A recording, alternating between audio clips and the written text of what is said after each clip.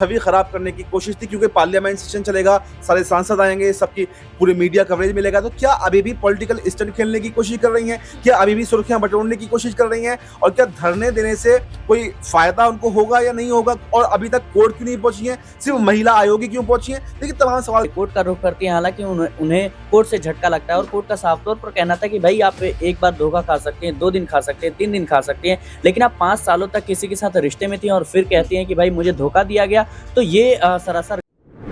क्या स्विट्जरलैंड से वापस लौट रही हैं डॉक्टर रोणी घावरी भारत? क्या भारत आकर ही चंद्रशेखर आजाद के खिलाफ लड़ाई लड़ेंगी? और क्या अब ये लड़ाई कानून के दायरे में रहकर लड़ी जाएगी? दरअसल इस खबर को आगे बताने से पहले या इस पर जवाब लेने से पहले डॉक्टर रोणी घावरी के पोस्ट पर नजर डाल लेते हैं। ये पोस्ट बीते दिनों का है और इस पोस्ट के बारे में हमने आपको बताया भी था, लेकिन एक बार फिर इसे क्यों बताया जा रहा है, इसके पीछे की वजह क्या है, ये भी आपको बताएंगे। पहले पोस्ट पर नजर डाल लेते हैं। डॉक्टर रोणी घावरी लिखती हैं कि मैंने बहुत इंतजार कर लिया, अब अगर 21 जुलाई तक एफआईआर नहीं होती है तो पार्लियामेंट सेशन अंदर चलेगा, लेकिन मैं वहीं बाहर बैठी रहूंगी। आखिर देश की न्याय प्रणाली में इतना वक्त क्यों लगता है? मैंने सारे तरीके अपना लिए एफआईआर के, अब यही अंतिम विकल्प है कि मैं भारत वापस आकर इस लड़ाई को लड़ूं। मेरी आवाज का दबना देश की लाखों बेटियों की हिम्मत खत्म होने के समान है। गांव की गरीब बेटी कैसे हिम्मत करेगी लड़ने के लिए? ये डॉक्टर रोणी घावरी का पोस्ट है। इसमें एक बात गौर करने वाली है, बात है 21 जुलाई। आज 21 जुलाई ही है, माफ कीजिएगा, कल 21 जुलाई है, आज 20 जुलाई है, लेकिन देखा जाए तो एक दिन का समय बाकी है। और वो कहती हैं कि अगर 21 जुलाई तक कोई समाधान नहीं निकलता है, कोई एफआईआर नहीं होती है, तो वो भारत आकर संसद के बाहर बैठ जाएंगी धरना प्रदर्शन करने के लिए, और वो लड़ाई भारत में आकर लड़ेंगी। वो कहती हैं कि जो भी शिकायत दर्ज करवाई गई है, इस पर कोई संज्ञान नहीं लिया जा रहा है। राष्ट्रीय महिला आयोग में 2 बार शिकायत दर्ज करवा दी, दिल्ली पुलिस कमिश्नर को भी शिकायत पहुंचा दी गई है, प्रधानमंत्री नरेंद्र मोदी से भी गुहार लगाती हुई नजर आई हैं, लेकिन इन तमाम उम्मीदों पर पानी फिरता हुआ नजर आए, या कहें कि ऐसे कोई सबूत मिले ही नहीं है चंद्रशेखर आजाद के खिलाफ, जिसके आधार पर डॉक्टर रोणी घावरी के केस को मुखरता के साथ देखा जा सके। अब ऐसे ही चंद्रशेखर आजाद ने जब ये कहा कि कोर्ट में जवाब दूंगा, इसके अलावा कहीं जवाब नहीं दूंगा, महिला सम्मान मेरे लिए सर्वोपरि है और कोर्ट में ही जवाब देना मेरा दायित्व बनता है। अब चंद्रशेखर आजाद ने कहा, लेकिन क्या डॉक्टर रोणी घावरी ने जो एक तारीख बताई है और इस एक तारीख के साथ क्या भारत वापसी होकर रहेगी? और भारत वापसी होगी तो क्या उनके पास सबूत होंगे, या फिर यही सोशल मीडिया के जरिए पोस्ट किए गए हैं यही इनके सबूत होंगे? तो ऐसे में कई बड़े सवाल यहाँ पर खड़े होते हैं। न्यूज रूम में मौजूद है, जानने की कोशिश करेंगे।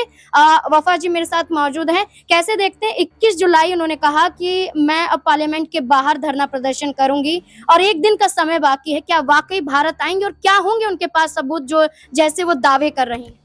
देखिए अभी तक कोई सबूत तो उन्होंने पेश नहीं किए हैं, दिखाए नहीं है, लेकिन उनके आक्रामक जो रवैये हैं, पहले से जब से आरोप लगा रही हैं, उसको तेज जरूर कर दिया है।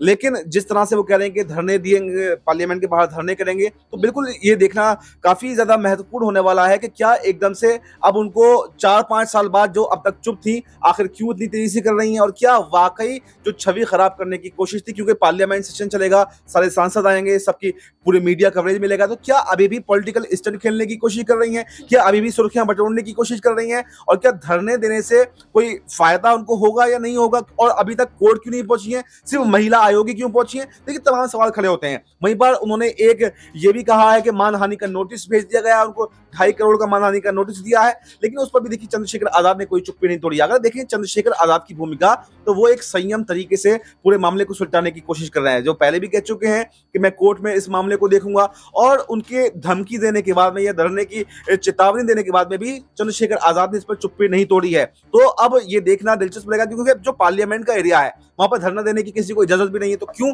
पार्लियामेंट के बाहर ही उनको धरना देना है? धरने देने के लिए तो दिल्ली के अंदर या और जगहों पर जगहें भी बनी हुई हैं, तो क्यों खाली पार्लियामेंट के बाहर क्या माहौल को बिगाड़ने की कोशिश अब रोहिणी घावरी कर रही हैं? और क्या सचमुच कोई दूसरी पॉलिटिकल पार्टी से उनके संबंधित तमाम सवाल खड़े हो रहे हैं, लेकिन बिल्कुल देखना दिलचस्प रहेगा कि क्या वाकई कल को वो आने वाली हैं, भारत लौटेंगी, क्योंकि उन पर ये आरोप भी लग रहे थे कि वो भारत क्यों नहीं आ रही हैं, तो क्या इन आरोपों को वो खारिज कर देंगी या फिर नहीं? देखिए, बिल्कुल ये जरूर कहा जा रहा है कि आपको संसद के बाहर ही क्यों धरना प्रदर्शन देना है।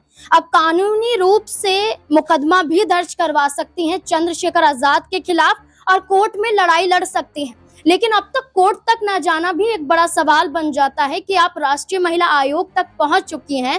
आप बार बार कहती हैं कि विदेश की धरती पर धरना प्रदर्शन करूंगी, फिर कहती हैं कि अपने ही देश में पार्लियामेंट के बाहर प्रदर्शन करूंगी, लेकिन कोर्ट तक क्यों नहीं जा रही हैं? ये बड़ा सवाल है और इस सवाल का जवाब सिराज से लेंगे। सिराज, जब हमने देखा है क्रिकेटर के खिलाफ भी यौन शोषण के आरोप लगे थे, तब इलाहाबाद हाई कोर्ट की तरफ से एक बड़ा बयान सामने आया था कि आप 5 साल का रिश्ता बताती हैं, लेकिन कोई 1 दिन में, 2 दिन में, 3 दिन में नहीं पहचान सकता है, लेकिन 5 साल में तो पहचान लेगा कि वो व्यक्ति कैसा है। लेकिन 5 साल बाद जाकर यौन शोषण के आरोप आप लगा रही हैं, तो ये कहीं ना कहीं निराधार नजर आते हैं। तो क्या ये पूरा मामला भी चंद्रशेखर आजाद से जुड़ा हुआ माना जा रहा है? क्या यही माहौल अब चंद्रशेखर आजाद के मामले में भी देखा जा रहा है? क्योंकि 2021 में मुद्दा उठाया, वो संपर्क में आई चंद्रशेखर आजाद के, लेकिन 2025 में अब मुखरता के साथ बोल रही हैं, तो क्या कारण यही नजर आ रहा है?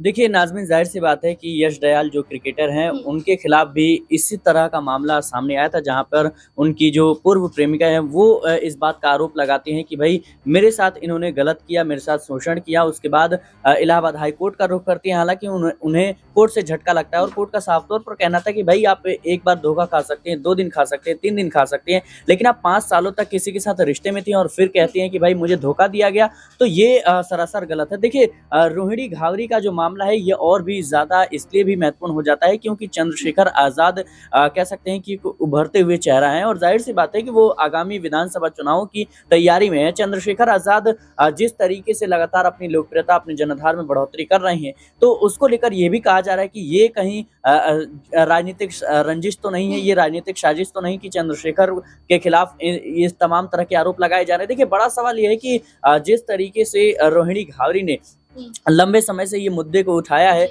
लेकिन अभी तक कोई कानूनी कदम नहीं उठाया, लेकिन बीते महीनों से ही लगातार वो इस पूरे मामले को लेकर सक्रिय नजर आ रही हैं। ट्विटर के माध्यम से, सोशल मीडिया के माध्यम से तमाम जो निजी बातें हैं जो एक समय पर कहीं ना कहीं प्राइवेट रखी जाती थी, अब उसको सार्वजनिक किया जा रहा है। तो ये पूरा मामला जो है मुझे कहीं ना कहीं ये कह सकते हैं कि अजीब लगता है, क्योंकि देखिए आप चंद्रशेखर आजाद जो है कहते हैं कि भाई इस पूरे मामले को लेकर के हम जो है कोर्ट में बोलेंगे क्योंकि ये पूरा महिला सम्मान से जुड़ा हुआ मामला है, लेकिन रोहिणी घावरी कहीं ना कहीं वो लगातार कह सकते हैं कि चंद्रशेखर आजाद के खिलाफ ऐसी टिप्पणियां कर रही हैं जिसे राजनीतिक उन्हें नुकसान भी हो सकता है। और बड़ा सवाल ये कि आप स्विट्जरलैंड में बैठकर चंद्रशेखर आजाद के खिलाफ तमाम तरह की आरोप लगाती हैं, आप आइए और भारत में आप कह सकते हैं कि कानूनी कदम उठाइए और उनको कहीं ना कहीं अगर वो आरोपी हैं तो फिर उन्हें जाहिर सी बात है कि सजा मिलेगी। देखिए बिल्कुल, चंद्रशेखर आजाद ने यह भी कहा था कि अगर मेरी सांसदी जाती है तो जाए, लेकिन मैं स्वाभिमान से समझौता बिल्कुल नहीं करूंगा। मेरे खिलाफ साजिश रची जा रही है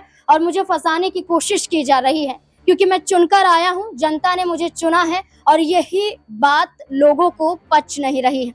अब चंद्रशेखर आजाद ने अपने ऊपर लगे सभी आरोपों को साजिश बताया और डॉक्टर रोहिणी घावरी का कहना है कि चंद्रशेखर आजाद ने कई महिलाओं के साथ शोषण किया है और खुद उनके साथ भी शोषण किया है। अब आरोपों के बीच में 21 जुलाई के लिए मात्र 1 दिन का समय बाकी है, तो क्या ऐसे में भारत वापसी होगी डॉक्टर रोहिणी घावरी की? क्या एक बड़े आंदोलन का आगाज होगा या फिर सोशल मीडिया पर पोस्ट के जरिए ही इंसाफ मांगा जाएगा? इस पूरे मुद्दे को किस तरीके से आप देखते हैं? क्या वाकई चंद्रशेखर आजाद के खिलाफ कोई साजिश है, कोई रणनीति है? इसके पीछे क्या किसी दल का हाथ है? क्या कोई दल डॉक्टर रोहिणी घावरी को श्रेय दे रहा है या इसके पीछे का मकसद कुछ और है? क्योंकि 2027 में उत्तर प्रदेश में लोकसभा का चुनाव भी है, माफ कीजिएगा विधानसभा का चुनाव भी, और विधानसभा चुनाव से पहले चंद्रशेखर आजाद पर ये आरोप लगाना, क्या इसके पीछे की मंशा विधानसभा चुनाव लड़ना है? तमाम मुद्दों को लेकर अब आपको क्या लगता है? अपनी राय कमेंट सेक्शन में जरूर दें। देखते रहें स्पिन 9 न्यूज। धन्यवाद।